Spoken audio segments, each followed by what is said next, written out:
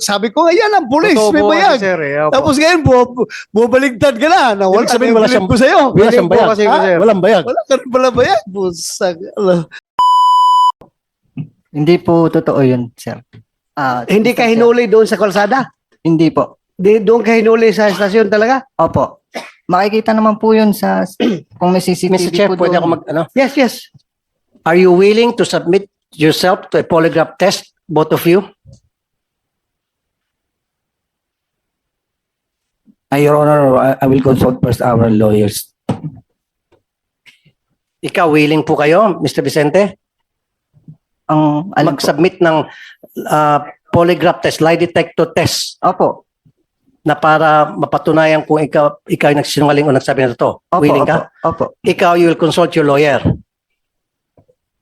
Yes, Your Honor, ipabaya po namin sa trial yung... You see, Mr. Hindi Chair? nga, wag mo nang muna yung trial. Dito muna tayo. Dito muna tayo. So, ayaw mo mag-polygraph. Ayaw mo. Magtatanong po muna kami sa counsel namin, sir. Bakit ka magtatanong kung wala ka tinatago? Ito, sibilyan na sibilyan. Walang problema. Magpa-polygraph test siya kung nagsinungaling siya. Malaman man natin doon na nagsinungaling siya na according to him, doon siya sa loob ng stasyon hinuli. Okay siya. Ikaw, ayaw mo.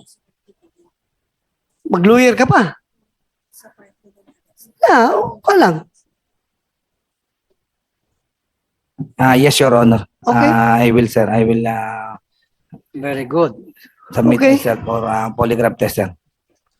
Ayun. Thank you, Mr. Chair. So, Maliwanag ha. Kanina sinabi mo doon sa scene mismo, hinuli mo. Ngayon na nakita natin dyan sa CCTV na umalis siya, na hindi nyo hinuli, habol sa estasyon, meron ka na naman ngayong bagong bersyon na sa unahan mo hinuli dahil nandun pa kayo sa unahan, hindi pa kayo nakaalis. Yes, sir. Yun po ang nasa affidavit namin. Doon po namin sila Ay, hinuli, nandiyan ka sir. naman sa affidavit mo. I am not asking about your affidavit. I am asking about the real incident, facts of the case. Yan ang tinatanong ko. Puro ka lang affidavit. Halata talaga na sinungaling. nagsisinungaling ka dito. Kasi affidavit ka agad nabanggit mo eh. Eh, alam ko yan. Alam ko yan. Ilang beses na alam ko yan. Wag mo na akong lukuhin. So, Mr. Chair, Alam ko yan. so magpa-polygraph test silang dalawa pumayag. Hindi siya pumayag dahil Hindi, pumayag daw siya, sabi niya, okay na, di ba? Yes, sir. okay. So sa ngayon, we cannot hindi pa natin siya ma-cite in contempt dahil malaman natin sa result ng polygraph test. Yun ang basehan natin. And we Diba? should use the NBI, Mr. Chair. Siguro. Yung polygraph test ng NBI. NBI. Ha? Gusto mo? Okay sa'yo. Very much willing po ako, sir. Pero kung maka-apekto po yun sa kaso na isinampa namin sa kanila, sir, kagaya po na sabi ko, Hindi, sir. focus hindi po namin ako, sir. gagamitin yan sa kaso. Dito lang sa investigation namin dito. Dito lang yan, sa committee na ito. Your Honor, as advised by our counsel, makaka-apekto po daw ito sa aming under ongoing trial. Oh, so, ayaw mo na mag-polygraph. Ayaw mo. Saan na counsel mo? Saan yung counsel mo? Yun nga po, sir, wala po dito. Kaya po, I asked myself, Tapos sir. ngayon sabi mo, as advised by your counsel, it appears na may counsel kang kausap. Wala kami nakikitang counsel. Wala nga po dito, sir. Kaya po ang request ko is Pero kanina mag-consult po pumayag muna ka. ako, sir. Tapos sabi mo, may nag-advise na counsel. Wala naman nakikitang invisible, baka may counsel dito, ano? No, ang advice po sa amin is if makaka-apekto po sa ongoing trial, we have to consult them first. So, regardless sa counsel mo, your own volition, your own decision, payag ka? Hindi. Mag-consult po ako ng lawyer, sir. sa Bago ka counsel. na. Kanina, yes, karapatan mo yan, karapatan mo. Pero ngayon, it appears na pabago-bago ka, kaya na gusto mo. Tapos, ganyan, ayaw mo. Tapos, maya-maya, okay ka na, gusto mo na. Mr. Chair, Tapos ngayon, nagbago na naman. Yes, for the past more than 2 decades, ganito po palagi ang nakikita kong sitwasyon. Palagi. Hindi ko na po mabilang. Hundreds na po na kung saan nang abuso po itong mga kapulisan natin at nagsinungaling, binaliktad po yung biktima at yung biktima na kulong. Ito po yung nakakagigil dito, Mr. Chair. Now, papayagan ba natin makalusot sa atin nandito na itong nagsisinungaling? And you know, and I know, in our hearts, na nagsisinungaling siya. Hindi ka nila pwedeng bulahin, Mr. Chair, kasi ikaw isang chief PNP dati at alam mo, ramdam mo nagsinungaling siya. Halatang halata. Kanina sabi niya, oo, bandang huli sabi niya, I consulted my lawyer, hindi raw pwede, my counsel, hindi raw pwede. Kaya sabi ni Senator Tolentino, nasa yung lawyer mo, wala. So, halata, Mr. Chair, nagsisinungaling itong taong ito. Bakit pa natin pakawalan ito at payagan natin na pati tayo pagsisinungalingan? So, Na very clear. kaya hear a motion? Senator Tolentino? Your Honor, I would heed the inclination of the Honorable Chairman, but complying with the Supreme Court decision, and for the record, in Ong versus Senate of the Philippines, this is GR 257401. Sa huling pagkakataon po, Lieutenant Bernardo, tatanungin ka ng committee, nagsasabi ka ba ng totoo? Yes, Your Honor. Hindi ka nagsisinungaling. Yes, Your Honor. At kung napipinto na ngayon ang pagpapataw sa iyo ng isang contempt order ng committee ito, pwede mo bang sabihin sa committee ito kung bakit hindi ka dapat ma-cite for contempt? Dahil nagsasabi po ako ng totoo, sir.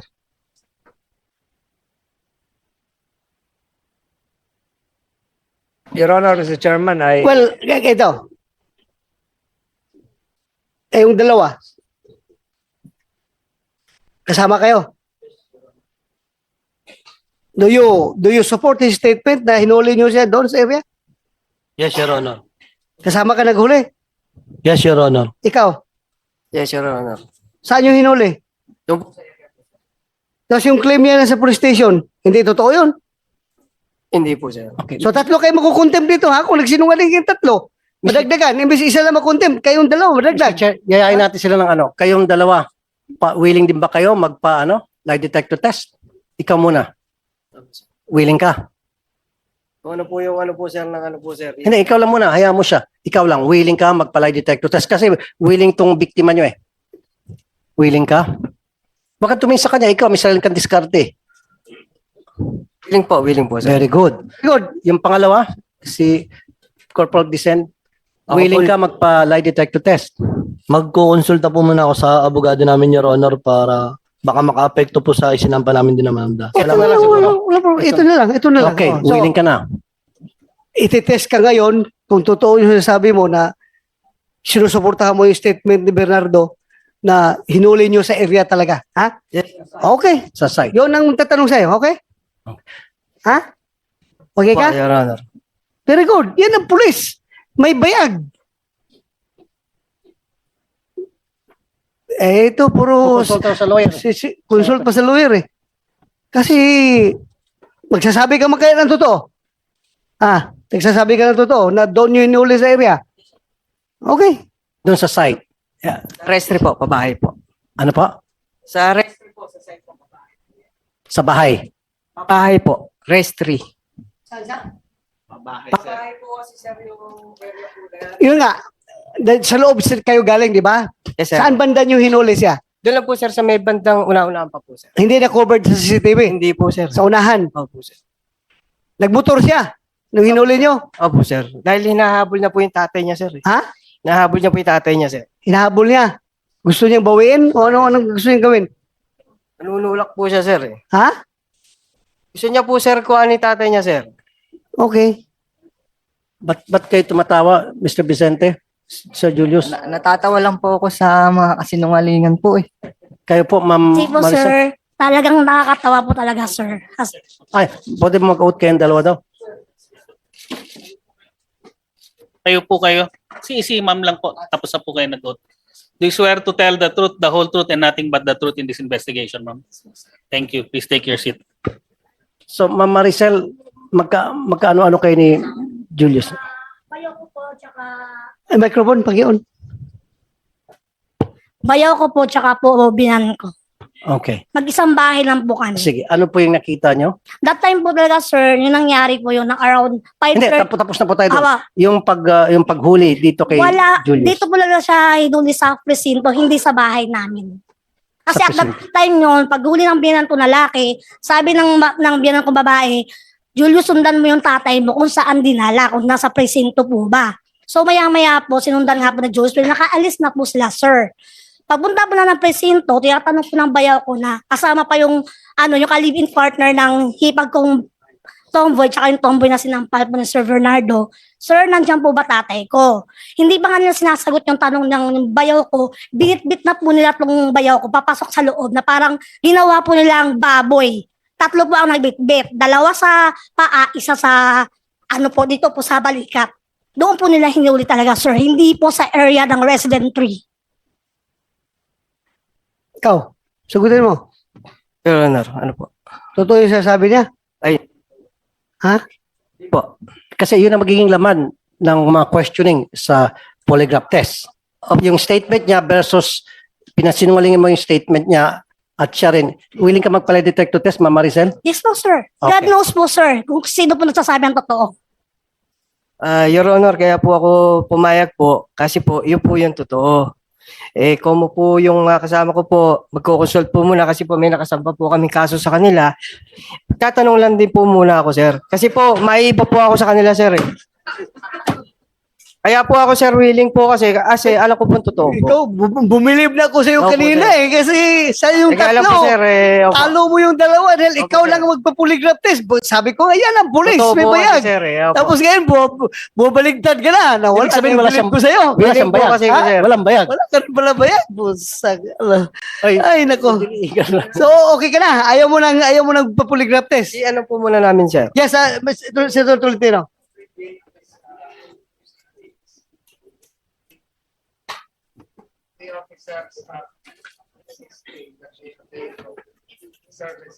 Counsel or counsels, the committee perhaps can provide them with lawyers now. Ang daming abogado sa legal service. Your Honor, meron bang abogado dito ng police? Sinong abogado dyan? Abogado ng police. O ito, can you provide services to them? Advise mo sila kung anong gusto nila. Your Honor, if we can provide them 5-8 minutes para mag-usap sa isang sulok doon Sige. sa kantoron Abogado ka man. and suspend the hearing right now. Identify yourself. Ha? Let me introduce myself, sir. Sige. I'm Major Chumayo Guevara from BNB Legal Service, sir.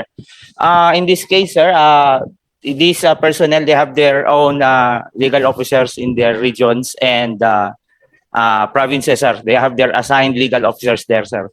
Pero sa ngayon, ikaw, wala man dito yung mga legal officers nila. For this Okay ka, purpose for this only. purpose lang. For Advise this mo sila, purpose. bigyan mo ng legal advice kung anong gusto mong i-advise sa kanila. Willing ka? Yes, sir. Magbigay ng advice kanila? I will talk to them, sir. Yes. Okay. And I will consult the other senior lawyers here from the legal service, sir. Do that. We can... Si Itzar, oh. May 2 lawyer na si Itzar dito. Human rights is andito here. na sila. Ayan, human rights. Ano, okay we sa have inyo? multiple lawyers here. Ang daming lawyers. Your Honor, sir.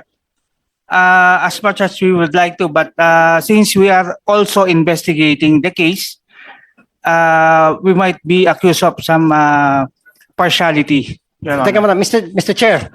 Attorney Gary Tungol is willing to be their counsel. My chief of staff, conflict of interest.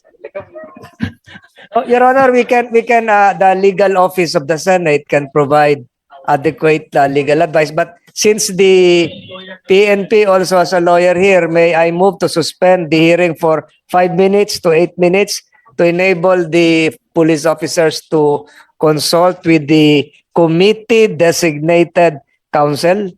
Yes, approved. So I move for the suspension of the hearing for 5 minutes. And counsel can, yung tatlo, mag-usap kayo doon sa isang sulok. You will have your own time and privacy. in that So, attorney, okay ka? Salamat po, Your Honor. Okay, so the hearing is suspended for 5 minutes to give way to your legal advice coming from your legal officer. Suspended.